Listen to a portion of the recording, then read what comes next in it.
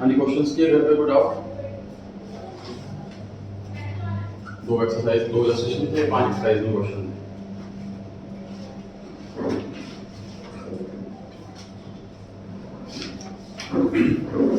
दो डाउट आए स्टूडेंट्स के।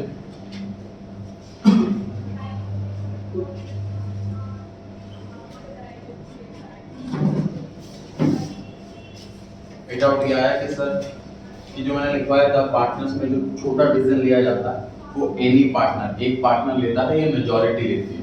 इसमें थोड़ी सी कंफ्यूजन थी स्टूडेंट को, तो क्लियरिफाई हो गई है कि एनी के है, एक्ट में लिखा हुआ है, पूरे एक्ट में मेजॉरिटी कहीं नहीं लिखा। दूसरा माइनर, ये हालांकि क्वेश्चंस में आएगा, आने वाले क्वेश्चन में अभी डिस्कस कर रहा हूँ, सुनिए ध्यान से।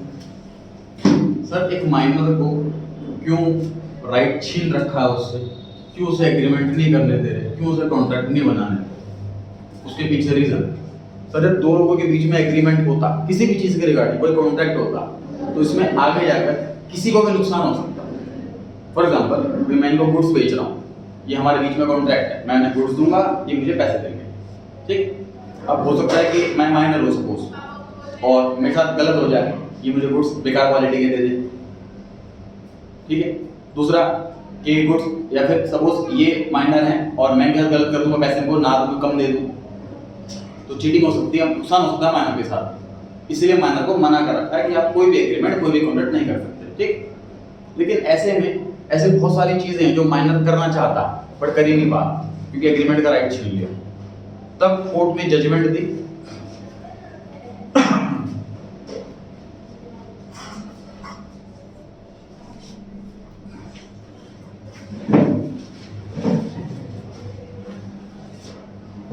डिस्कस कर रहे हैं कि माइनर एग्रीमेंट नहीं कर सकता, लेकिन जो सिचुएशन कोर्ट ने देखी काफी सारी कि माइनर के पास अगर ऐसा एग्रीमेंट बन, सुनना ध्यान से, अगर ऐसा एग्रीमेंट बनवाएं जिसमें किसी भी केस के अंदर माइनर को नुकसान हो ही नहीं सकता। फॉर एग्जांपल कोई दूर का रिलेटिव है और अब माइनर के नाम पे प्रॉपर्टी छोड़ के जा रहा है, इसमें तो कोई लॉस नहीं है माइनर का, प्रॉफिट ही प्रॉफिट है, ठीक बात है। तब क्या दिक्कत है कोर्ट को। दूसरा कि सपोज हमारा कोई पार्टनर है, वो एक्सपायर हो गया, अब जो उसका बेटा है वो 17 इयर्स का, और वो काम संभालना चाहता है उसकी जगह पर, और हमें भी कोई दिक्कत नहीं है, और हम उसे पार्टनर बनाना चाहते हैं, ठीक। लेकिन अगेन हम उसको नुकसान कर सकते हैं, उसको लॉस बियर करवा सकते हैं, उसका फायदा उठा सकते हैं। लेकिन अगर हम एग्रीमेंट ऐसा बनवाएं कि अगर प्रॉफिट होगा तो माइनर को तो मिलेगा, सबको मिलेगा, अगर लॉस होगा तो माइनर को नहीं मिलेगा, बचे हुए लोगों को मिलेगा। आई रिपीट, 3 फर्म में पार्टनर हैं ए, बी और सी। सी की डेथ हो जाती है, उसकी जगह एम, उसका बेटा, माइनर इसलिए मैं लिख रहा हूँ, वो बेटा पार्टनर बनना चाहता, तो ए, बी और एम उन्होंने मिलकर एक ऐसा एग्रीमेंट तैयार करा है जिसमें अगर प्रॉफिट हो तो तीनों में बटेगा, अगर लॉस हो तो सिर्फ इन दोनों में बटेगा। ऐसे एग्रीमेंट कोर्ट में लेके जाते हैं कि सर अब बताओ माइनर को क्यों मना कर रहे हो पार्टनर बनने से, कहाँ नुकसान हो रहा है बच्चे का। अगर एग्रीमेंट में लिखा हुआ कोई नुकसान होगा ही नहीं उसको, फिर अलाउ करना चाहिए। कोर्ट के पास कोई रीजन नहीं है मना करने का, तो कोर्ट ने अलाउ कर दिया। This is an exceptional situation कि माइनर भी एक पार्टनर बन सकता है। तो पहली क्लास में पढ़ाया था मैंने कि माइनर पार्टनर नहीं बन सकता, हम मैं बता रहा हूँ बन सकता, लेकिन अगर ऐसा एग्रीमेंट हो उसमें उसको सिर्फ बेनिफिट ही बेनिफिट होना है, कोई लॉस नहीं देना, ठीक है।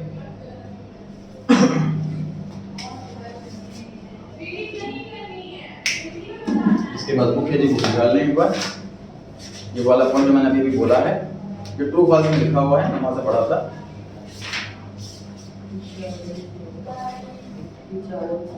21 page number, third question, 21 page number, third question, 21 page number, third question, true false में थर्ड क्वेश्चन पढ़े ध्यान से। क्या लिखा हुआ है? If all the partners agree, a minor may be admitted for the benefit of partnership. सही है? एडमिट कर सकते हैं, ये ट्रू। आगे बढ़ते हैं। कोई डाउट नहीं है जिसके अलावा अगले टॉपिक पर आ रहे हैं, सुना ध्यान से बोर्ड पर। बुक का काम नहीं, रजिस्टर का काम नहीं है।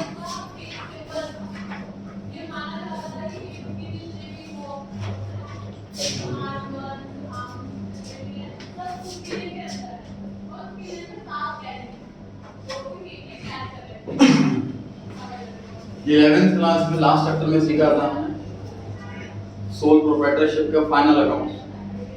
उसके अंदर तीन चीजें बनती हैं, एक ट्रेडिंग अकाउंट, एक प्रॉफिट एंड लॉस अकाउंट और एक बैलेंस शीट। ट्रेडिंग अकाउंट से ग्रॉस प्रॉफिट निकलता है, ये ग्रॉस प्रॉफिट पीएनएल अकाउंट में जाता है, करेक्ट, ऐसे ही होता है।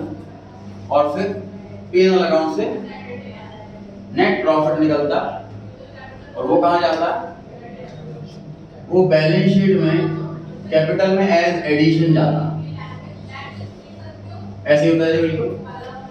तो कैपिटल में प्रॉफिट ऐड होता है, जो ये ट्रेडिंग का पर्पस है जीपी निकालना, पीएनएल का पर्पस नेट प्रॉफिट निकालना, नेट प्रॉफिट सीधा कैपिटल में ऐड होता है। क्लियर हो गई जी बात? ये 11th में पढ़ा हमने। कैपिटल एक बिजनेस के अंदर लगाई गई, सपोज 10 लाख रुपए एक ही पर्सन ने लगाई, मिस्टर ए नाम है सपोज, उसका प्रोप्राइटरशिप है, तो इसको एज कैपिटल बुला सकते हैं या फिर सिर्फ कैपिटल बुला सकते हैं, क्योंकि एक ही ओनर है, प्रोप्राइटरशिप में एक ही ओनर होता है, ठीक बात है। लेकिन अगर ये कैपिटल अब 4 लोग मिलकर लगा रहे हैं, तो अब कैपिटल के भी 4 पार्ट हो गए, और पार्ट का जो ओनर होता है उसी को पार्टनर बुलाते हैं, पार्टनर नाम भी ऐसे ही पड़ा। तो ये भी कैपिटल है 2,50,000, ये भी कैपिटल है 2,50,000, ये भी कैपिटल है 2,50,000 और ये भी कैपिटल है 2,50,000। ये चारों के कैपिटल हो गए। अब हमें कैपिटल के आगे, अब देखो मैं अकाउंटेंट हूं, मैं सिर्फ कैपिटल वर्ड लिख दूंगा तो पता कैसे चलेगा कि राम की है कि श्याम की? तो हम एक प्रीफिक्स लगाएंगे कैपिटल वर्ड के आगे। सपोज पार्टनर का नाम है ए, तो ए इज कैपिटल, बी तो बी इज कैपिटल, एम तो एम इज कैपिटल, एन तो एन इज कैपिटल। अब पार्टनरशिप में ही है, हम सीख रहे हैं पहली बार, क्योंकि हमने 11 में सिर्फ कैपिटल ही लिखा है। कभी राम्स कैपिटल भी लिखा होता था कुछ क्वेश्चन में, राम्स कैपिटल मर्जी है, क्योंकि सिर्फ कैपिटल लिखो तब भी ठीक है, समझ आ रही है बात? सिर्फ कैपिटल लिखो तो भी ठीक है, सिर्फ और एज कैपिटल लिखो तो भी ठीक है, क्योंकि एक ही बंदे की कैपिटल है कि नहीं? लेकिन अब नाम लगाना जरूरी है, क्योंकि कैपिटल एक से ज्यादा, 4 लोग, 10 लोग, 50 लोग हैं, सबका नाम अलग अलग है, सबका अलग अलग लेजर बनेगा, तो अलग अमाउंट बनेगा। फिर हो गई बात? अक्सर नेट प्रॉफिट जो है वो पीएनएल से सीधा बैलेंस शीट में कैपिटल में ऐड हो जाता था, कैपिटल एक ही थी। इस बार ये प्रॉफिट 4 जगह ऐड होना, मैं एग्जांपल मान रहा हूं कि 4 पार्टनर है, 2 भी हो सकते हैं, 3 भी हो सकते हैं, 50 भी हो सकते हैं, एग्जांपल मान रहा हूं कि 4 पार्टनर। तो ये प्रॉफिट अब इस बार एक जगह प्लस नहीं होना, 4 जगह प्लस होना। 4 लोगों को बटन आना है वाला काम, क्योंकि इस बार 4 ओनर है, ठीक। अच्छा, मान लीजिए पार्टनरशिप डीड है, तो इस प्रॉफिट में से फॉर एग्जांपल 6 लाख रुपए बॉक्स के अंदर रखे हुए हैं, थोड़ा सा पहले एज इंटरेस्ट ऑन कैपिटल बांटेंगे, थोड़ा सा एज अ सैलरी बांटेंगे, थोड़ा सा एज अ कमीशन, अगर एग्रीमेंट है तो, एग्रीमेंट नहीं है तो नहीं बांटेंगे, अगर एग्रीमेंट है तो बांटेंगे ना। उसके बाद जो प्रॉफिट बचेगा वो बांटेंगे पार्टनर्स में, ठीक बात है। तो सर ये बांटने का काम है, ये लंबा चौड़ा काम है, छोटा मोटा काम नहीं है। हम अकाउंटेंट जब बांट देंगे, सारे पार्टनर टैली करने आएंगे, सही तो बांटना है ना, मुझे कम तो नहीं दे दिया। इसके लिए एक सेपरेट अकाउंट की नीड है, एक सेपरेट फॉर्मेट की नीड। और ये काम कब होना है? ये काम पीएनएल के बाद होना है और बैलेंस शीट से पहले होना है ना, क्योंकि पीएनएल अकाउंट बनने के बाद पता लगेगा प्रॉफिट है कितना जो बांटना है, ठीक है। तो पीएनएल के बाद होना है और बैलेंस शीट तो सबसे लास्ट में बनती है कि फाइनल कैपिटल कितनी आई, प्रॉफिट ऐड होने के बाद आनी है वो, ठीक है। तो पीएनएल और बैलेंस शीट के बीच में एक अकाउंट की रिक्वायरमेंट है, इसका नाम हमने रखा है profit and loss appropriation account. Appropriation का मीनिंग होता है कि डिस्ट्रीब्यूशन, एप्रोप्रिएशन का मीनिंग होता है डिस्ट्रीब्यूशन। अच्छा मैं गेट बंद करना साइड रूम का, हेलो का गेट बंद करना।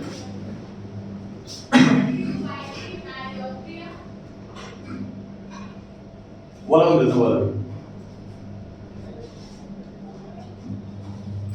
हाँ जी, एप्रोप्रिएशन का मतलब होता है डिस्ट्रीब्यूशन। तो इस अकाउंट के अंदर हम प्रॉफिट को डिस्ट्रीब्यूट करना सीखने वाले हैं। क्लियर हो गई जी बात? अब देखो गुड न्यूज ये है कि ये हमारे कोर्स में नहीं, ये भी हमारे कोर्स में नहीं, और ये भी हमारे कोर्स में नहीं, क्योंकि हम 11th में पढ़ चुके हैं। हमारे 12th के कोर्स में सिर्फ ये ट्रेडिंग अकाउंट पूरी 12th में नहीं बनाना, P&L अकाउंट पूरी 12th में नहीं बनाना, बैलेंस शीट पूरी 12th में नहीं बनानी, सिर्फ बनाना है P&L एप्रोप्रिएशन अकाउंट। ठीक है?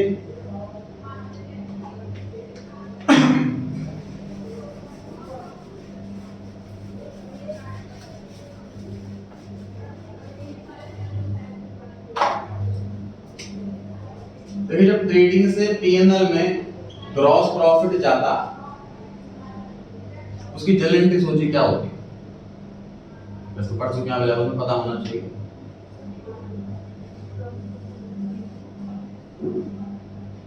बताइए ग्रॉस प्रॉफिट किस अकाउंट के डेबिट में आता है? ट्रेडिंग के डेबिट में आता है, और इसके क्रेडिट में आता है। कितनी आसान एंट्री, ट्रेडिंग अकाउंट डेबिट तो P&L। ग्रॉस प्रॉफिट की एंट्री ये जनरल एंट्री। ठीक। नेट प्रॉफिट 11th क्लास में P&L अकाउंट से कैपिटल में जाता था, तो जनरल एंट्री क्या बनी नेट प्रॉफिट की? P&L अकाउंट डेबिट, तो कैपिटल अकाउंट सर P&L के डेबिट में आता है, कैपिटल में प्लस हो जाता है, कैपिटल का क्रेडिट नेचर होता है, क्रेडिट करने से बढ़ेगी, है ना? नेट प्रॉफिट की एंट्री, ग्रॉस प्रॉफिट की एंट्री, नेट प्रॉफिट की एंट्री 11th क्लास में। अब 12th क्लास में आ गए, 12th क्लास में आ गए मतलब प्रोप्राइटरशिप से पार्टनरशिप में आ गए। ऐसा नहीं कि ईयर चेंज होने से कुछ एंट्री बदल जाती है। रेंट की एंट्री तो रेंट तो कैसी रहेगी, चाहे हम 11th में पढ़े, चाहे 12th में पढ़े, चाहे सी में पढ़े, चाहे बीकॉम में पढ़े, एंट्री तो वही रहेगी वो। लेकिन अब क्या है कि फर्म चेंज हो रही है। फर्म चेंज होने से क्या फर्क पड़ रहा है कि ट्रेडिंग अकाउंट तो वैसा का वैसा ही बनेगा, ट्रेडिंग से P&L में ही जाएगा जीपी, इसके एंट्री में कोई चेंज नहीं है। लेकिन ये जो P&L से कैपिटल में प्रॉफिट जाता था, क्योंकि इस बार कैपिटल 4-5 है, तो डायरेक्टली कैपिटल में ना जाकर के P&L एप्रोप्रिएशन में जाएगा। तो आपसे पूछा जाए कि नेट प्रॉफिट की एंट्री बताओ, तो आप बोलोगे P&L account debit to P&L appropriation account. ये एंट्री पार्टनरशिप पे एप्लीकेबल। 11th में और 12th के कोर्स में प्रोप्राइटरशिप तो है नहीं, तो ये आंसर जाएगा। सपोज प्रैक्टिकल लाइफ में आप या इंटरव्यू दे रहे हैं ग्रेजुएशन के बाद, और आपसे पूछा जा रहा है प्रॉफिट की एंट्री बताओ, तो आप डायरेक्ट आंसर नहीं देंगे, आप क्रॉस क्वेश्चन करेंगे। आप कहेंगे बताओ सर हम अकाउंटेंट कहाँ। अगर प्रोप्राइटरशिप में अकाउंटेंट है तो नेट प्रॉफिट की एंट्री P&L टू कैपिटल। अगर हम पार्टनरशिप में अकाउंटेंट है तो नेट प्रॉफिट की entry P&L debit to P&L appropriation. Company में तीसरी होती है। क्लियर हो गई जी बात? ध्यान रहेगा। तो पार्टनरशिप में हम नई एंट्री सीखी, P&L की एंट्री, नेट प्रॉफिट की एंट्री जो P&L से जाती है और P&L एप्रोप्रिएशन अकाउंट में जाती है। सही। इस एंट्री के बेस पे मुझे बताइए कि अगर मैं P&L एप्रोप्रिएशन बनाऊं तो मैं नेट प्रॉफिट को किस साइड लिखूं? Credit side. देखो एंट्री में क्रेडिट हो रहा है ना P&L एप्रोप्रिएशन, तो देखो ग्रॉस प्रॉफिट P&L में क्रेडिट हो रहा था, तो P&L क्रेडिट में लिख रहे थे। ठीक है? अब P&L एप्रोप्रिएशन क्रेडिट हो रहा है यहाँ पर, तो यहाँ पर आएगा by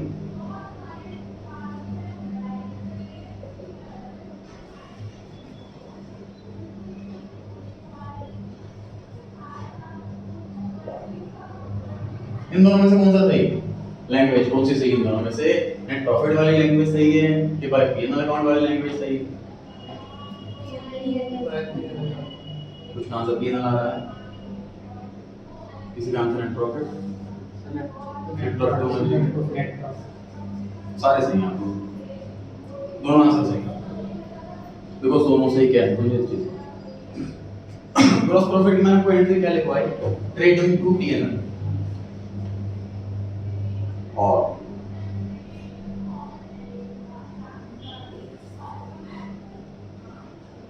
trading account debit to gross profit, gross profit debit to P&L। Trading के डेबिट में लिखा टू ग्रॉस प्रॉफिट, P&L के क्रेडिट में लिखा by gross profit. Gross profit account open भी हुआ, एंड टू एंड क्लोज भी हो गया। एज अ लेजर तो हम ये एंट्री करते आए हैं। हम तो लिखा ट्रेडिंग अकाउंट के अंदर ग्रॉस प्रॉफिट की जगह to profit and loss account ऐसे तो लिखा कभी। जब भी पी&एल अकाउंट बनाया है तो यहाँ पर हमने बाय ग्रॉस प्रॉफिट ही लिखा, बाय ट्रेडिंग तो नहीं लिखा है क्या नहीं। तो ये तो हुई दो बार में एंट्री, जीपी से जीपी कैंसिल हो गया, अल्टीमेट एंट्री होगी। तो एग्जाम में हमसे जनरल एंट्री पूछ लिया ग्रॉस प्रॉफिट की, तो या तो दो एंट्री ये करके आएंगे या फिर ये सिंगल एंट्री करके आएंगे। समझ आ रही है बात, क्योंकि इन दो का कॉम्बिनेशन यही है। ठीक है, ग्रॉस प्रॉफिट की एंट्री है नहीं हमारे कोर्स में, क्योंकि ट्रेडिंग अकाउंट कोर्स में नहीं है हमारे।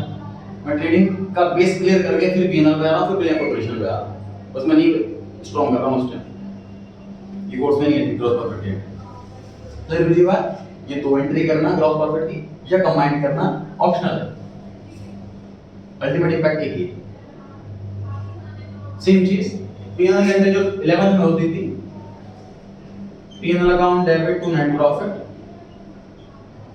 और फिर net profit debit to capital. यहाँ पे एंड है, यहाँ पे और है, तो ये तो कंबाइंड एंट्री है पी&एल टू कैपिटल वाली। तो इन दो को दो एंट्री कर दो, तुम करके ठीक। नेट प्रॉफिट अकाउंट यहाँ पे क्रेडिट हुआ, यहाँ पे डेबिट हो गया, क्लोज हो गया। Net profit account activity close हो गया। समझ पा रहे हैं ये बात। सेम सिचुएशन यहाँ पर, ये नेट प्रॉफिट पी&एल से पी&एल ऑपरेशन में जा रहा है, हम यहाँ पे कैपिटल की जगह पी&एल ऑपरेशन लिख रहा हूँ। P&L net profit to P&L operation. अब सोचो मैं ये वाला लेजर, अगर मैं एंट्री वाली कर रहा हूँ तो यहाँ पर क्या लिखूंगा, पी&एल ऑपरेशन में क्या लिखूंगा, नेट प्रॉफिट लिखूंगा। अगर मैं ये वाली एंट्री के रूप से जा रहा हूँ तो पी&एल ऑपरेशन में क्या लिखूंगा, पी&एल लिखूंगा। दोनों तरीके से ही। तो जब आप लेजर बना रहे हो पी&एल ऑपरेशन का, तो आप बाय पी&एल अकाउंट, आपको काफी इलस्ट्रेशन के अंदर बाय पी&एल अकाउंट दिखेगा, काफी इलस्ट्रेशन बाय नेट प्रॉफिट दिखेगा। दोनों तरीके से ही ये लॉजिक है इसके पीछे। ऐसे डाउट्स जब इलस्ट्रेशन करते हैं ना स्टूडेंट तो आने ही चाहिए, आते नहीं है। मतलब ये आपको जैसे डाउट्स बच्चों का आना चाहिए सब कुछ। पी&एल ऑपरेशन में तो बाय नेट प्रॉफिट लिखा है, उसमें पी&एल अकाउंट लिखा हुआ है, तो ऐसे दो अलग लैंग्वेज क्यों लिखी हुई, उसके पीछे जर्नल का रूट है। देखो लेजर में कोई भी चीज आएगी वो जर्नल के रूट से आएगी। जर्नल में आप जो लिखोगे लेजर में वही रिफ्लेक्ट होगा। तो हम कौन से रूट से जा रहे हैं जर्नल से, वो मैटर करता है कि लेजर में क्या इम्पैक्ट पड़ेगा। क्लियर हो गई बात। बुक में ये बात लिखी है मैंने एंट्री वाली बात, पेज नंबर 3 पर देखिए एक बार।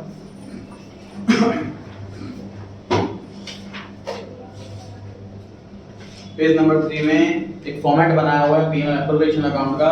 वो फॉर्मेट नहीं देखना आपको, उसके नीचे 3 एंट्री लिखी हुई है। पहली एंट्री क्या पढ़ रहे हैं, ग्रॉस प्रॉफिट की एंट्री पढ़े हैं। क्या लिखी है, trading account debit to profit and loss account. उसके बाद नेट प्रॉफिट की एंट्री लिखी है। क्या लिखी है, profit and loss account debit to capital account. Capital account को काटा हुआ है।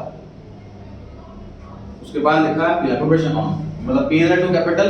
ये सही था प्रोप्राइटरशिप में, अब 12th में पार्टनरशिप है तो इसलिए एंट्री अब करेक्ट है P&L debit to P&L operation. ठीक है, उसके लिखा है नेट लॉस। उसके बाद अगली लाइन में लॉस उल्टी हो जाएगी, एंट्री रिवर्स हो जाएगी। ठीक है, लॉस हो जाएगी उल्टी हो जाएगी।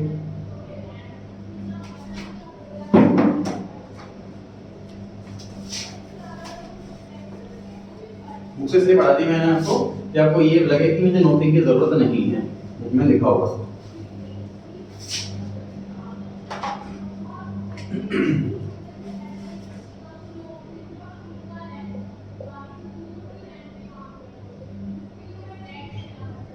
चलिए रेंट पे करने की entry, rent account debit to cash account. हम चाहे प्रोप्राइटरशिप में अकाउंटेंट हो, चाहे पार्टनरशिप में अकाउंटेंट हो, चाहे कंपनी में अकाउंटेंट हो, चाहे एनजीओ में अकाउंटेंट हो, हर सिचुएशन में एंट्री यही रहेगी, क्योंकि रेंट एक एक्सपेंस है और कैश एसेट डिक्रीज हो रही है।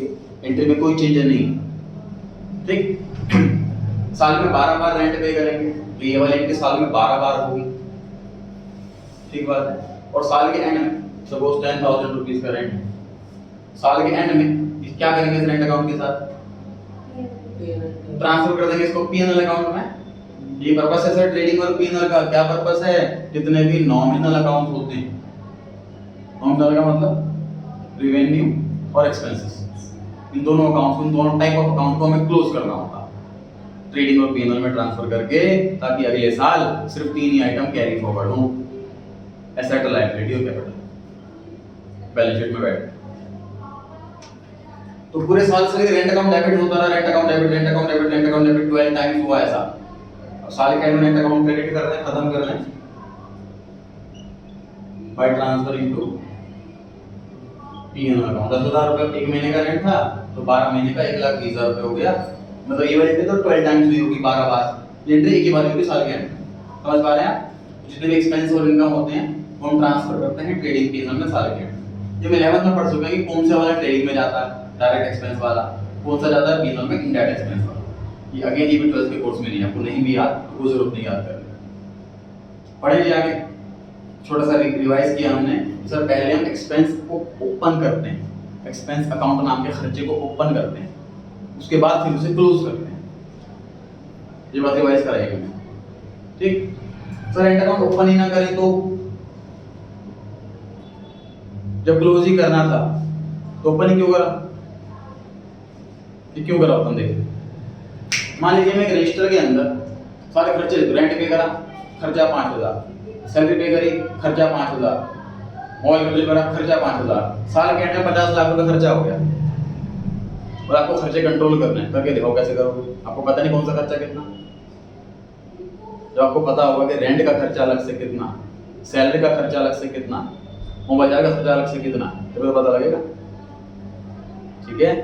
तो ये अकाउंटिंग पर्पस से, पॉलिसी रेगुलेट करने के पर्पस से, कंट्रोलिंग करने के पर्पस से ये अकाउंट अलग अलग अकाउंट खोले जाते हैं, ताकि साल के एंड में हम अपने एक्सपेंस को डिस्ट्रीब्यूट कर सकें। इसको जब कॉर्पोरेट में इसको प्रेजेंटेशन होती है, इसको पाई चार्ट के फॉर्म में दिखाते हैं एक्सपेंस को, पाई चार्ट के फॉर्म में। ये पाई चार्ट बना दिया कि हमारा एक्सपेंस का कितना पोर्शन कहाँ जा रहा है, कितना पोर्शन कहाँ जा रहा है, कितना पोर्शन कहाँ जा रहा है। उससे क्लियर होता है कि बड़ा हमारा मेजर एक्सपेंस तो ये है, इसे कंट्रोल करना, ठीक है। अच्छा मैं कमेंट करना चाहूँ तो क्या एंट्री बनेगी जरा बताओ, बताइए क्या एंट्री बनेगी? P&L account debit to cash account, क्योंकि रेंट तो सब डेबिट हो गया, डेबिट खत्म हो गया। ये करेक्ट नहीं है, मतलब लेकिन कमेंट होगी तो यही होगी, प्रैक्टिकली कमेंट होगी नहीं। वैसे समझ आ रही थी बात? अब आगे बढ़ते हैं। सर एम्प्लॉय को सैलरी देते हैं तो एंट्री करते हैं salary account debit to cash account. Salary expense increase debit, cash asset decrease credit, correct. ये हर महीने एंट्री होगी।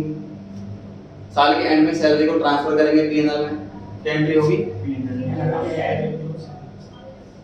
P&L debit to salary. Command entry बताओ, कमांड एंट्री बताओ। P&L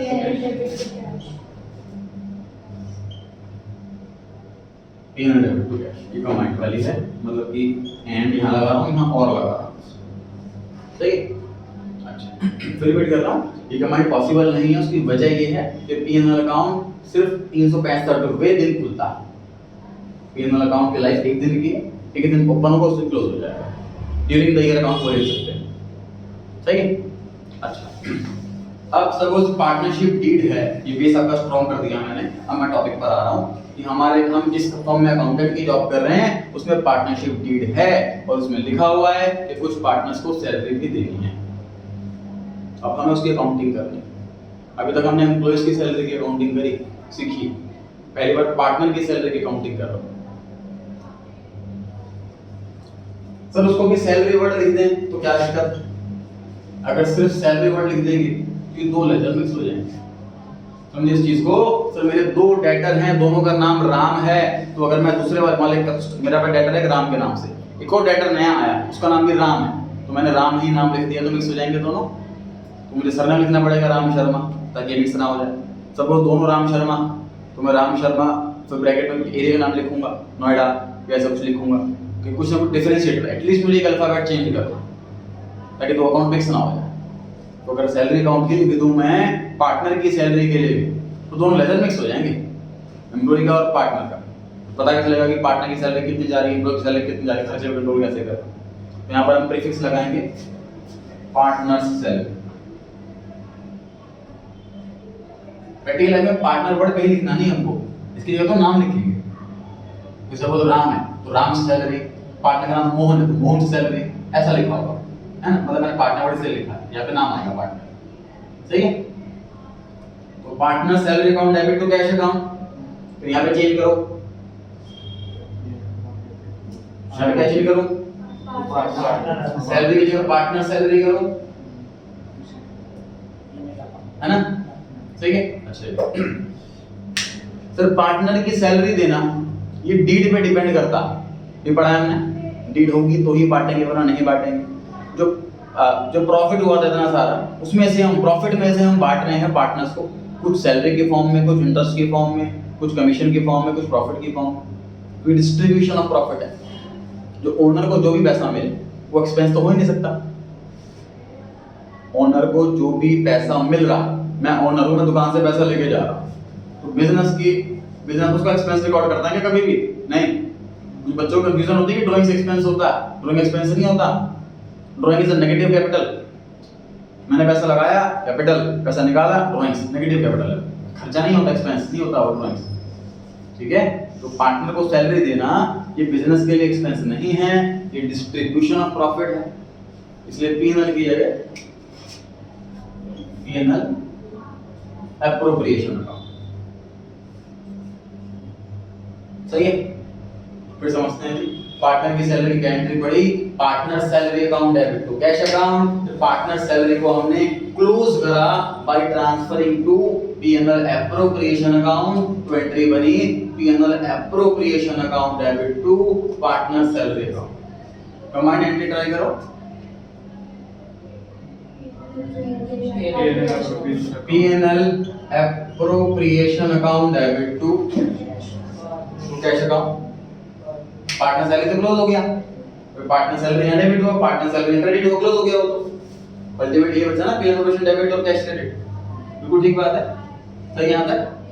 अच्छा अब आगे सुनिए सर, पार्टनर जो है वो कोई बाहर का पर्सन नहीं है, कंपनी का ओनर ही, बिजनेस का ओनर ही। मुझसे कंपनी वर्ड लेके निकल जाए समझ जाना बिजनेस की बात कर रहा हूँ, क्योंकि कंपनी एक्ट के हिसाब से कंपनी अलग होती है ना। अच्छा बिजनेस का ओनर है पार्टनर, वो कोई ऐसा पर्सन नहीं है कि अकाउंटेंट उसको बाहर वालों की तरह ट्रीट करेगा। मान लीजिए मैं अकाउंटेंट बैठा हुआ हूँ, बॉस आया, मैं कहता हूँ जी आपकी 50,000 रुपये सैलरी लिखी हुई, दिख रहे 50,000 रुपये, वो बोलेगा भाई जब चाहिए होंगे ले लूंगा, मेरे खाते में लिख दे। मुझे उस चीज एग्जाम्पल रिकॉर्ड देता हूँ, तो मेरे बैंक में पड़े हुए 5 लाख रुपए, क्वार्टरली इंटरेस्ट बैंक देता है, सेविंग अकाउंट पे जनरली इंटरेस्ट मिलता है वो क्वार्टरली मिलता है। जैसे अब 2-3 टीवी में ऐड आते हैं, आईडीएफसी फर्स्ट बैंक का अमिताभ बच्चन करते हैं और एयू स्मॉल फाइनेंस बैंक का आमिर खान की एडवानी करते हैं। उन दो बैंक ने क्या स्कीम लगाई है कि आपको मंथली इंटरेस्ट मिलेगा, तो जहाँ से ऐड देखा उनका, तो वो क्या करे थे, मान लीजिए मेरे 1 लाख रुपए जमा है और 3 महीने का इंटरेस्ट 3,000 रुपये आता है सपोज, तो 3 महीने बाद मेरे अकाउंट में 3,000 रुपये आते हैं। उन दो बैंकों में 1 महीने बाद 1,000 रुपये आ जाएंगे, इतना फर्क, मंथली इंटरेस्ट दे रहे हैं। क्या ये अलग बात है। मैं वापस टॉपिक पर आ रहा हूँ कि मान लीजिए मेरे अकाउंट में 10 लाख रुपये रखे हूँ मैं और 20,000 रुपये का मेरे पे इंटरेस्ट बना, तो क्या बैंक से घर पर आएंगे मेरे पास कि 20,000 रुपये लो अपने, या मुझे फोन करके बोलेंगे 20,000 रुपये ले जाओ, ये चेक भिजवाएंगे? नहीं, मेरे खाते में जोड़ देंगे वो। मेरे 10 लाख रुपए खाते में थे, 20,000 रुपये ब्याज के हो गए, मेरे अकाउंट 10 लाख 20,000 रुपये बन गया। समझ आ रही है बात? तो कोई पेमेंट कैश में नहीं, तो हमारा अकाउंट खुला हुआ, वहां पे हमारा खाता खुला हुआ। इसी तरीके से ओनर का खाता खुला हुआ है बिजनेस के अंदर, पार्टनर्स का खाता खुला हुआ है बिजनेस के अंदर। अगर पार्टनर का सैलरी का पैसा बनता है उसके खाते में लिख देते हम, उसे कैश नहीं देते। समझ आ रही है बात? तो एम्प्लॉय का खाता नहीं खुला होता हमारे यहाँ, 30 तारीख हो गई, एम्प्लॉय की सैलरी बनती है, उसे पैसे देने हैं, उसी दिन का खाते में लिख दे भाई मैं तेरे ले जाइए बाद में, उसको तो कैश ही देना। समझ आ रही है बात? तो यहाँ पे छोटा सा चीज एक और क्या आया, यहाँ पर कैश की जगह पार्टनर्स कैपिटल अकाउंट आया। पार्टनर्स कैपिटल अकाउंट क्यों आया सर? हमारे ओनर का खाता कौन सा किस नाम से खुला हुआ है हमारे यहाँ? पार्टनर्स कैपिटल अकाउंट के नाम से खुला हुआ है। बता सोचो आप, पहला एग्जांपल कि मैं बैठा हूँ अकाउंटेंट, ओनर आया कि सर ये लो आपकी सैलरी के बाद, प्रैक्टिकली ये नहीं होगा। सेकंड क्या होगा, सेकंड सिनेरियो कि मैं बैठा हूँ अकाउंटेंट, ओनर आया, मैं उसको बोलूंगा सर आपकी इतनी सैलरी के पैसे बनते हैं, आपके खाते में लिख दिए, उसकी कैपिटल बढ़ जाएगी। मान लो कैपिटल उसकी 5 लाख रुपए लगी हुई थी, 50,000 रुपए सैलरी के हो गए, उसकी कैपिटल 5.5 लाख रुपए हो गई, जब मुझे निकाल सकता है उसका अकाउंट। ठीक है, तो एम्प्लॉय की सैलरी वाली एंट्री से मैंने बनाई है पार्टनर की सैलरी वाली एंट्री। मॉडिफिकेशन आई है काफी सारी, छोटी मोटी नहीं, अच्छी खासी मॉडिफिकेशन है। सर हमारा लेवल भी इंक्रीज हो रहा, हम इजी चीज को होने में नहीं सीखना, हमें रियलिटी चीज को सीखना है। Partners salary account debit, normal salary से ये सैलरी अलग क्यों है? क्योंकि एम्प्लॉय की सैलरी अलग, पार्टनर की सैलरी अलग। क्या चेंज करा? एक प्रीफिक्स लगाया पार्टनर, सैलरी से पहले वर्ड लगाया पार्टनर। उसके बाद सैलरी अकाउंट के डेबिट की एंट्री में जनरली टू कैश अकाउंट होता था, वहां पे कैश अकाउंट की जगह आ गया पार्टनर्स कैपिटल, क्योंकि ओनर को हम कोई भी चीज कैश में नहीं देते, जो इसका पैसा होगा उसके खाते में लिख देते। उसका खाता कैपिटल अकाउंट के नाम से खुला हुआ। मान लीजिए राम पार्टनर है वो, तो Ram's salary account debit to Ram's capital account, ठीक है। उसके बाद ये राम सैलरी वाला खाता हम क्लोज कर देंगे by transferring to PNL appropriation account. Normal salary की एंट्री होती थी पीएनएल डेबिट टू सैलरी, अब क्या एंट्री हो रही है? PNL appropriation account debit to partner से सैलरी। समझ आ गई बात? कंबाइंड डिटेल बताओ, चेंज क्या करूं? कैश की जगह पार्टनर्स, कैश की जगह पार्टनर्स कैपिटल।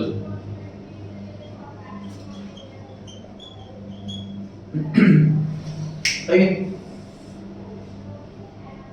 अच्छा, partner salary to partners capital, PNL operation on debit to partners salary, partner salary, ये हुई। दोनों करनी पड़ेगी अगर इस रूट से जाते हैं तो, अगर इस रूट से जाते हैं तो सिंगल एंट्री करनी है, ठीक।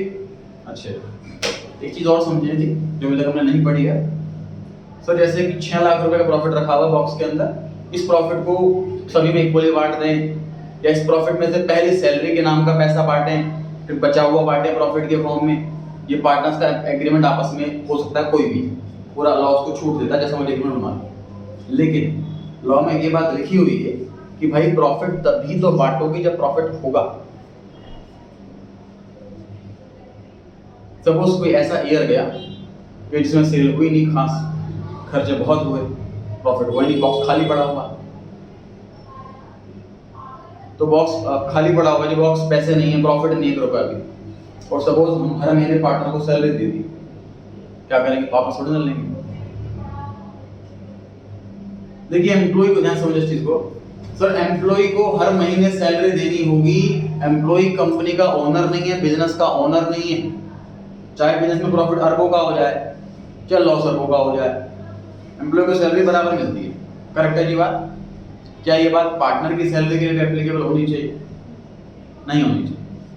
पार्टनर ओनर है जी फर्म का, उसकी रिस्पॉन्सिबिलिटी है कि अगर लॉस होता है तो वो बियर करे, एम्प्लॉय बियर नहीं करेगा। इसीलिए पार्टनर को सैलरी मंथली नहीं दी जाती, भले ही एग्रीमेंट में लिखा हो। पार्टनर को सैलरी दी जाती है पूरा साल खत्म होने के बाद, इकट्ठे 12 महीने, subject to availability of profit,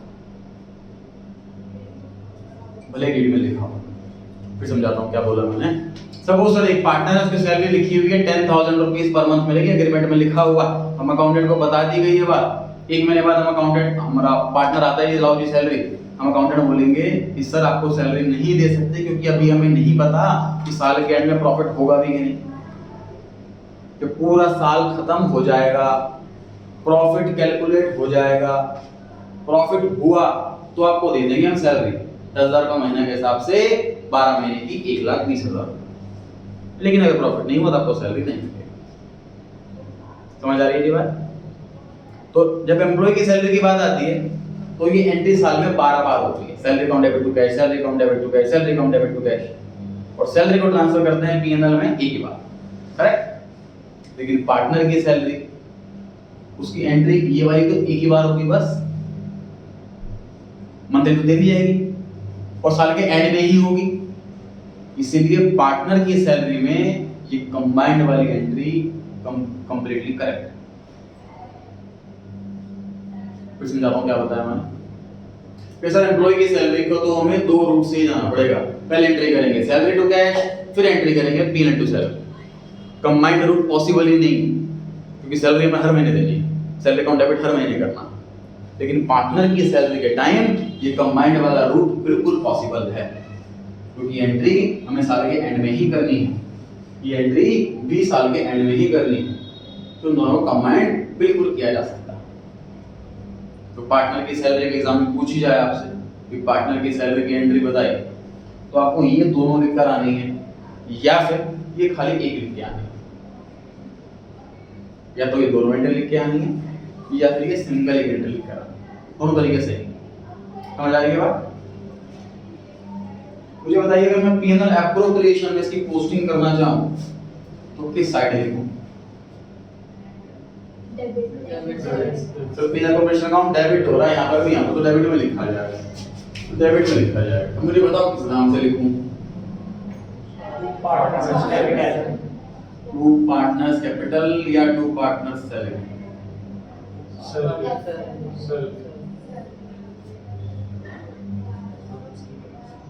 correct है, दोनों से डिपेंड करता ना एंट्री कौन से रूप से ली है आपने।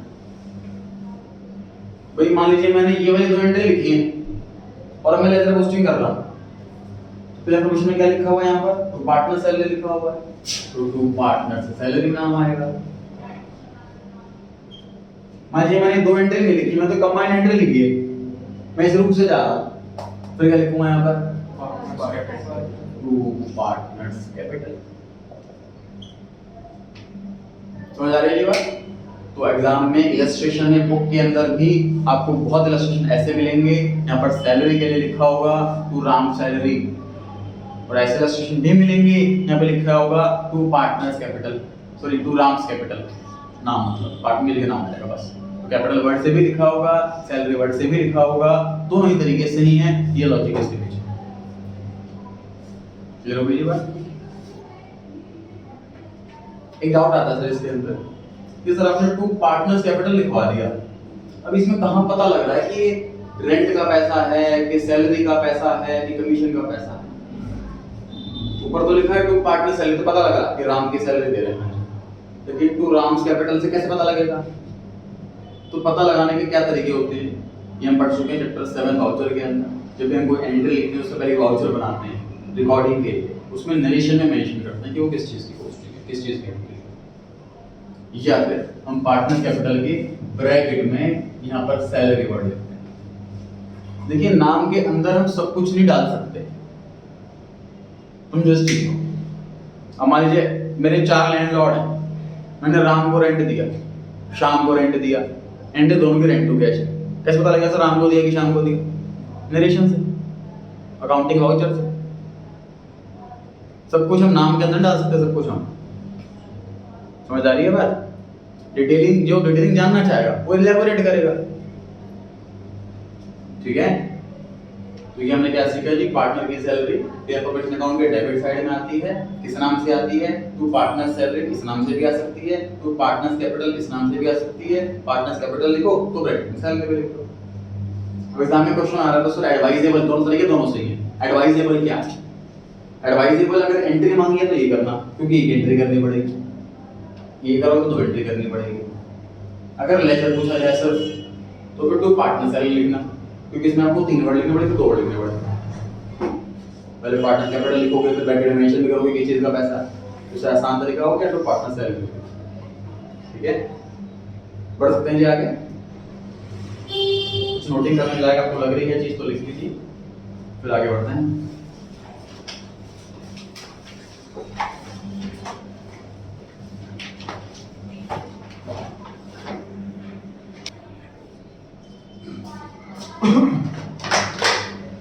जो चीज हमने सर सैलरी के लिए सीखी, सेम लॉजिक में कमीशन के लिए बताऊंगा।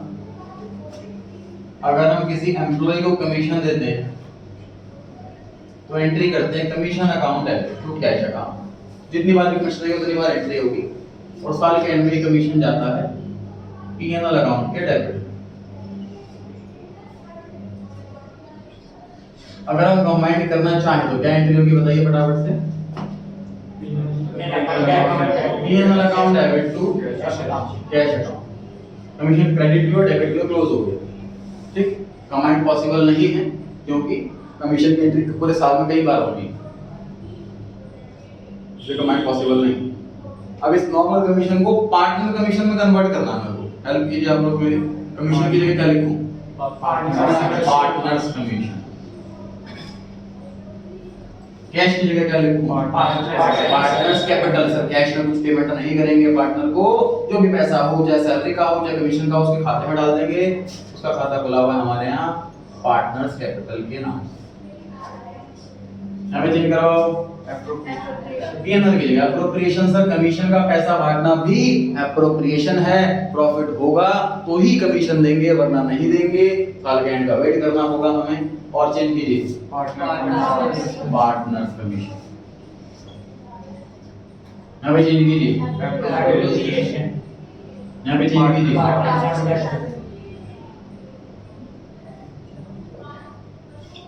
नोट कर लीजिए। यहाँ पे डालना हेडिंग इस वाले में पार्टनर सैलरी, इस वाले में हेडिंग पार्टनर्स कमीशन। डाउट है कोई? क्योंकि कमीशन पार्टनर को देना ये एक्सपेंस नहीं होता, ये प्रॉफिट का बंटवारा होता, इसलिए बिना में नहीं जाता। उसको भी एंड में देते हैं। हाँ प्रॉफिट होगा तो।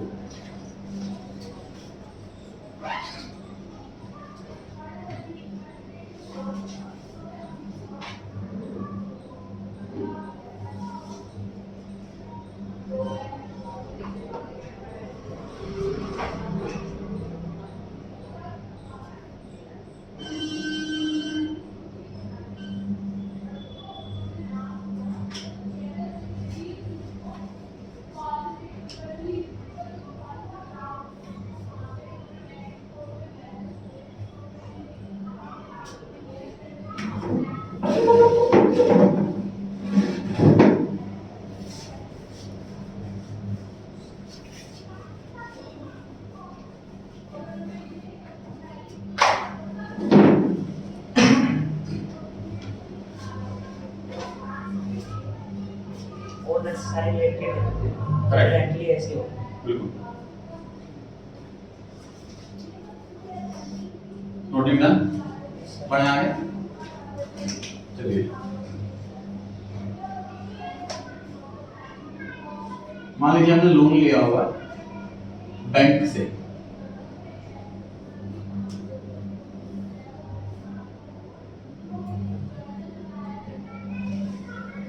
उसकी एंट्री होगी interest on loan account debit to bank account. ये एक्सपेंस साल के एंड में ट्रांसफर किया जाएगा पीएनएल अकाउंट के अंदर। कंबाइंड एंट्री बताइए। PNL account PNL account debit to bank account. क्योंकि इंटरेस्ट ऑन पे क्रेडिट भी और डेबिट भी अल्टीमेटली क्लोज हो गया। ये बैंक अकाउंट का इंटरेस्ट दे रहे हैं तो उसकी एंट्री। अब हम पार्टनर को कैपिटल में इंटरेस्ट देना, चेंज कराओ। इंटरेस्ट ऑन लोन की जगह इंटरेस्ट ऑन कैपिटल। कितना इजी भाई, हम लोन पर इंटरेस्ट देंगे तो इंटरेस्ट ऑन लोन लिखेंगे, कैपिटल इंटरेस्ट देंगे तो इंटरेस्ट ऑन कैपिटल लिखेंगे। टू पार्टनर बैंक की जगह partner capital. Again capital interest का पैसा हो चाहे सैलरी हो चाहे कमीशन हो, 1 रुपया भी देना है पार्टनर को, उसको दे के नहीं आएंगे घर पे, तो कैश नहीं देंगे, तो खाते नहीं लिखेंगे। भाई बैंक को डेबिट कार्ड के चार्जेस भी काटने होते तो हमसे घर से पैसे लेने तो नहीं आता, अकाउंट से पैसा काटता है। अकाउंट में जीरो बैलेंस हो तो नेगेटिव हो जाता, तब भी घर पे तो नहीं आता पैसे लेने। इसी तरीके से पार्टनर खाता खुला हुआ हमारे, हम अकाउंटेंट उससे ना कैश को देंगे ना कैश लेंगे, अपनी मर्जी से जब मर्जी वो पैसा ले आए दुकान में, जो पैसा निकाले वो उसकी इच्छा है। ऐसे हम अकाउंट हमारा मेरा अकाउंट बैंक में खुला हुआ है, मैं अपनी मर्जी से नंबर से पैसा निकाल लूं या पैसा डाल दूं, वो मेरी इच्छा है। बैंक नहीं मुझे बोल सकता आप पैसा डालो या निकालो। इसी तरीके से अकाउंटेंट नहीं बोल सकता पार्टनर को कि पैसा ले जाओ या पैसा दो, उसके खाते में प्लस माइनस कर सकता है वो। बैंक की जगह पार्टनर्स कैपिटल मैं चेंज कराओ। पीएनएल की जगह PNL corporation, interest on loan की जगह कैपिटल। यहाँ पर एप्रोप्रिएशन बैंक की जगह पार्टनर्स कैपिटल। कमेंट कर सकते हैं कि नहीं? कर सकते हैं सर, क्योंकि साल के एंड हो जाएगा, प्रॉफिट पता लगेगा तभी कैपिटल पे इंटरेस्ट देते हैं, अदरवाइज नहीं देते। तो ये सारी एंट्री साल के एंड नहीं होनी, इसलिए कमेंट करना बिल्कुल पॉसिबल है। हेडिंग डालना इंटरेस्ट ऑन कैपिटल और ये 3 एंट्री नोट कर लें। इंटरेस्ट ऑन कैपिटल इधर नोट करो, हेडिंग डालना इंटरेस्ट ऑन कैपिटल और फिर 3 एंट्री नोट करें।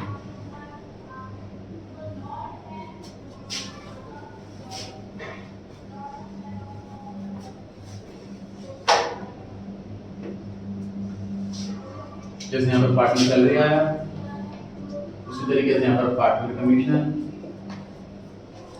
उसी तरीके से यहाँ पर इंटरेस्ट ऑन कैपिटल। ये तो बुक में दे रखा है, इसकी नोट की जरूरत नहीं है।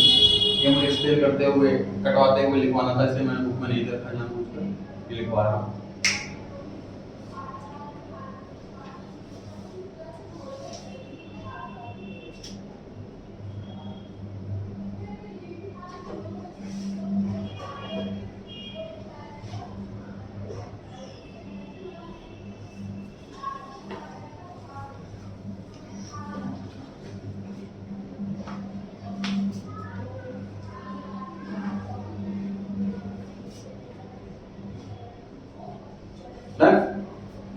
चलिए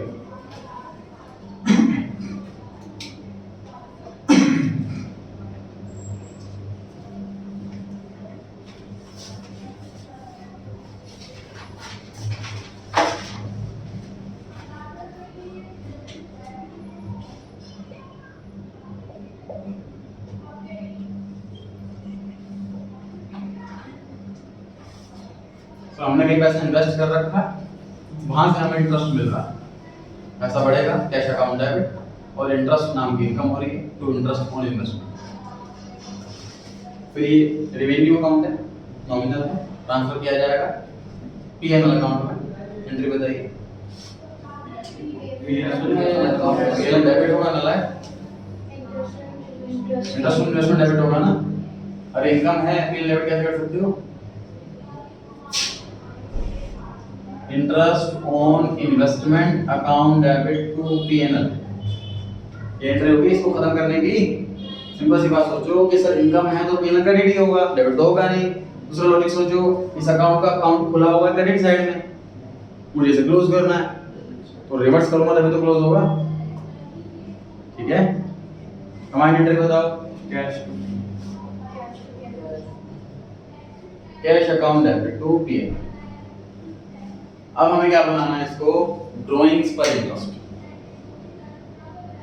मान लीजिए पार्टनर एग्रीमेंट में लिखवाया हुआ है जो भी पार्टनर ड्राइंग करेगा उसमें इंटरेस्ट चार्ज होगा, तो लॉ को कोई ऑब्जेक्शन नहीं है, अकाउंट में कोई ऑब्जेक्शन नहीं है, तो बस अकाउंटेंट को कुछ फॉलो करनी है। तो ड्राइंग्स पर इंटरेस्ट का मतलब ये पार्टनर्स के अकाउंट से पैसा चार्ज करना, पार्टनर के खाते से पैसा काटना और फर्म में पैसा आएगा, ये मतलब है इसका। सोच के देखो ना, कैपिटल क्या चीज है? ओनर ने पैसा दिया और फर्म उस पर इंटरेस्ट दे रही है, फर्म के लिए खर्चा हो गया।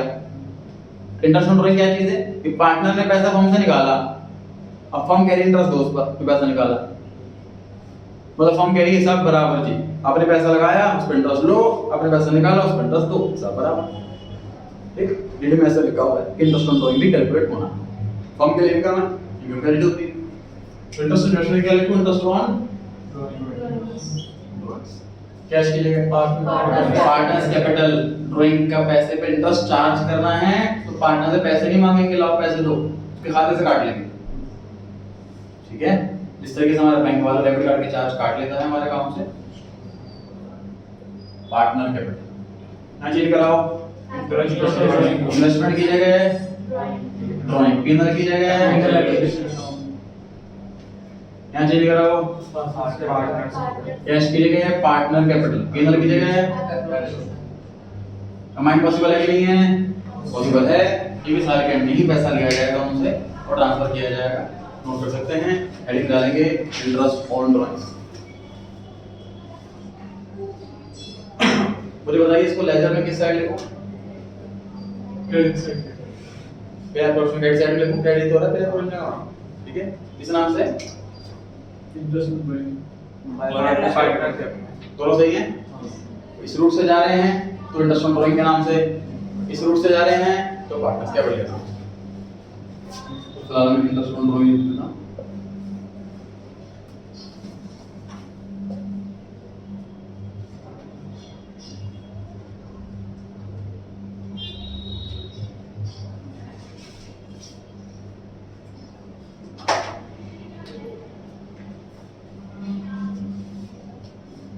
डालेंगे इंटरेस्ट ऑन ड्राइंग्स, फिर एंट्री नोट करेंगे 3। यहाँ पर एंड लगा है, यहाँ पर और लगा हुआ।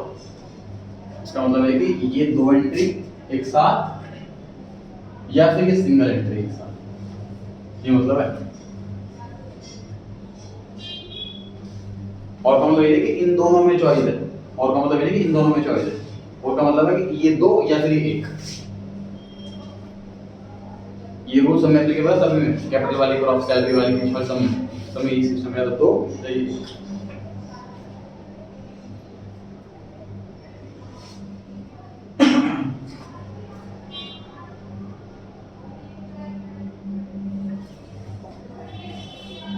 बढ़े आगे। देखिए नेट प्रॉफिट जब बांटते थे हम, उसकी एंट्री करते थे 11th क्लास में PNR account debit to capital, correct है। अब इस बार क्या हो रहा है, इस बार पीएनएल अकाउंट से प्रॉफिट पहले पीएनएल ऑपरेशन में जाएगा और फिर पीएनएल ऑपरेशन अकाउंट से कैपिटल में जाएगा, कैपिटल ऑफ पार्टनर कैपिटल हो जाएगा, है ना। तो ये 11th क्लास का सिंगल रूट है, बड़ा छोटा सा रूट है, क्योंकि एक ही जगह सारा पैसा जाना है। 12th साल में पार्टनरशिप आ गई, पैसा कई जगह जाना, तो रूट थोड़ा सा लंबा हो गया। पहले पीएन से प्रॉफिट गया क्लेम ऑपरेशन में, तो क्लेम ऑपरेशन से प्रॉफिट गया पार्टनर्स कैपिटल, क्लियर हो गई जी बात। प्रॉफिट गया क्लेम ऑपरेशन से पार्टनर्स कैपिटल अकाउंट के अंदर, क्लियर हो गई जी बात। इसको मैं कहां लिखूं,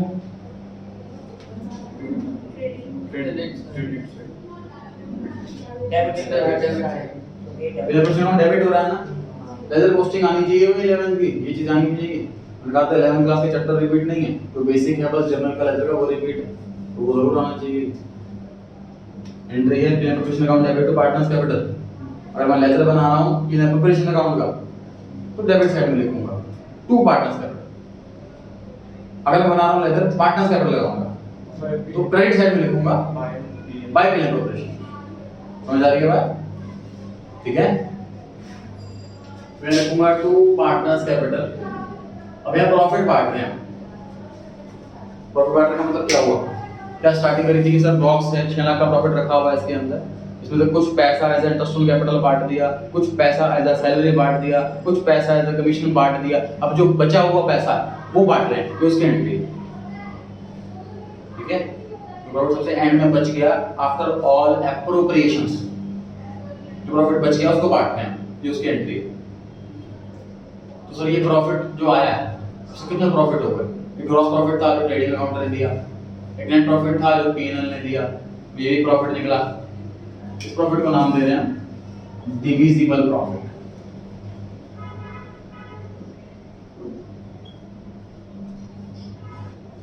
तो अब समझ में आ गया, ट्रेडिंग अकाउंट जो प्रॉफिट दे वो ग्रॉस प्रॉफिट, पीएनएल अकाउंट जो प्रॉफिट दे वो नेट प्रॉफिट, और पीएनएल एप्रोप्रिएशन अकाउंट जो प्रॉफिट दे वो डिविजिबल प्रॉफिट। प्रॉफिट क्या मतलब होता है डिविजिबल प्रॉफिट का, कि आफ्टर ऑल एप्रोप्रिएशंस जो प्रॉफिट बच जाता वो होता है डिविजिबल प्रॉफिट।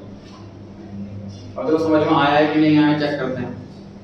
सर अगर पार्टनरशिप डीड नहीं है तो net profit is equal to divisible profit, yes और नो। अगर पार्टनरशिप डीड नहीं है तो net profit is equal to divisible profit, yes और नो। यस, क्योंकि एप्रोप्रिएशन कुछ है ही नहीं। अगर पार्टनरशिप डीड नहीं है तो ना सैलरी देनी, ना कमीशन देना, ना इंटरेस्ट ऑन कैपिटल देना, कुछ भी नहीं है, तो सारा प्रॉफिट बढ़ जाएगा पार्टनर से। तो अगर डीड नहीं है उस केस के अंदर net profit is equal to divisible profit. ये समझ में अगर आ गई वाले ना आपको, तो आपको टॉपिक समझ में आया आपकी क्लास। चलिए एंट्री नोट करें, नेट डिविजिबल प्रॉफिट एंट्री किस चीज की है, डिविजिबल प्रॉफिट है, डिविजिबल प्रॉफिट। ये वाली एंट्री लिखना, हेडिंग डालना डिविजिबल प्रॉफिट और ये एंट्री लिखना बस। ये एंट्री तो नेट प्रॉफिट की है प्रोप्राइटरशिप में, और ये एंट्री नेट प्रॉफिट की है पार्टनरशिप में, और ये एंट्री डिविजिबल प्रॉफिट की है। ये एंट्री है नेट प्रॉफिट की प्रोप्राइटरशिप में, ये एंट्री है नेट प्रॉफिट की पार्टनरशिप में, ये एंट्री है डिविजिबल प्रॉफिट। ये पार्टनर्स कैपिटल का सीपीसी है कैपिटल।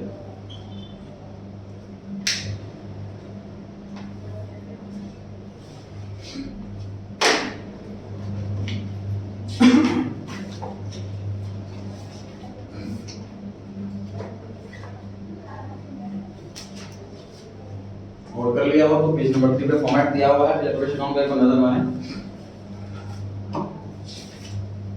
पेज 3 का फॉर्मेट दिया हुआ है कैपिटल अकाउंट का, एक बार नजर मारें।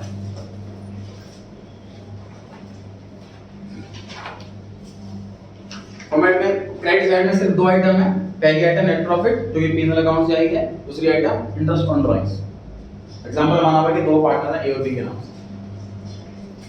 डेबिट साइड में आता है, डेबिट साइड में इंटरेस्ट ऑन कैपिटल है, पार्टनर की सैलरी है, पार्टनर का कमीशन है, रिजर्व वाला टॉपिक पढ़ेंगे अगर प्रॉफिट को रिजर्व में बांटते हैं तो। उसके बाद टू प्रॉफिट ट्रांसफर टू, ये कौन सा प्रॉफिट है? डिविजिबल वाला प्रॉफिट कैपिटल अकाउंट के अंदर जाएगा। और बाकी कुछ करंट अकाउंट लिखा हुआ, ये आने वाले क्लासेस का टॉपिक है। क्वेश्चन थ्योरी का दिया हुआ है, why is P and L appropriation account prepared, क्यों बनाया जाता? आंसर, एप्रोप्रिएशन अकाउंट बनाया जाता है ताकि नेट प्रॉफिट कैसे एप्रोप्रिएट हो रहा है ये शो हो। एप्रोप्रिएट का मतलब डिस्ट्रीब्यूट, प्रॉफिट को कैसे कैसे बांट रहे हैं। एग्जांपल लिखा हुआ है कि रिजर्व में ट्रांसफर कर रहे हैं, इंटरेस्ट ऑन कैपिटल दे रहे हैं, पार्टनर को सैलरी दे रहे हैं, कमीशन दे रहे हैं, प्रॉफिट का शेयर दे रहे हैं, क्या लॉस हो सकता है। क्लियर हो गई जी बात? चलिए आज कितना इतना ही, होमवर्क कुछ भी नहीं है, जो कराया है उसको रिवाइज कर लें अच्छे से। नेक्स्ट क्लास में न्यूमेरिकल क्वेश्चन स्टार्ट हो जाएंगे।